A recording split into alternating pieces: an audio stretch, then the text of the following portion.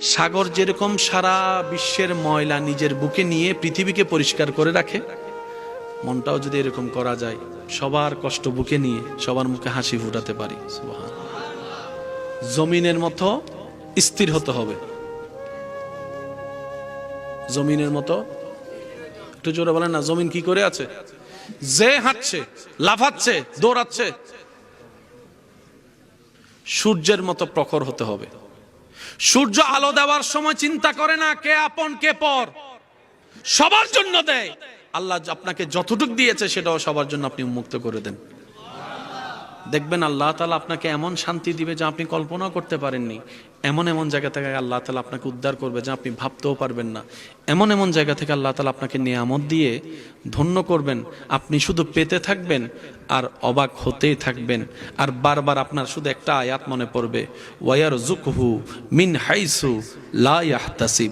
চিৎকার দিয়ে বলেন সুবহানাল্লাহ। আল্লাহ তাআলা আমাদের সবাইকে ইসলামী আদর্শ ধারণ করার তৌফিক দান করুন। তোমরা যেরকম আপনদের দেওয়া কষ্টে ভেঙ্গে পড়ো, চোখের পানি ফেলো, মেজাজ গরম করো, আমার যারা হবে তাদেরকে তেমন দেখবে না, ইউসুফ নবীর মতো তাদেরকে স্থিরভাবে খুঁজে পাবা। তোমরা যেরকম কষ্টের মধ্যে বেশি বেশি দুশ্চিন্তায় পড়ে যাও, আমারগুলাকে সেভাবে দেখবে না, নবী আইয়ুবের মতো ধৈর্যের সাথে পাবা, সবরের সাথে পাবা, শুকরিয়ার সাথে পাবা, সন্তুষ্টির সাথে পারবা। সুবহানাল্লাহ। আমরা কবরকে ভয় পাই কারণ আমাদের মাথায় বসা একা কিভাবে থাকবো, আর যাদের মাথায় মনে বসে গিয়েছে আমি একা কই, আমার রবের রহমত তো আছে, তাদের অন্তর থেকে ভয়ই চলে গিয়েছে। সুবহানাল্লাহ। পার্থক্যটা একটু বোঝার চেষ্টা করি আমরা।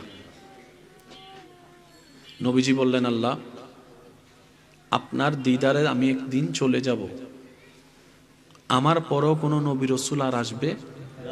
আল্লাহ এই ইসলামের খেদমত কারা করবে, কিভাবে টিকবে?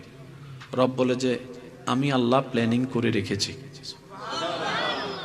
কারণ ইসলাম নতুন কোনো নবীও আসবে না, ইসলাম নতুন করে আসার কোনো সুযোগ, ইসলামটার খেদমত চালু রাখতে হবে।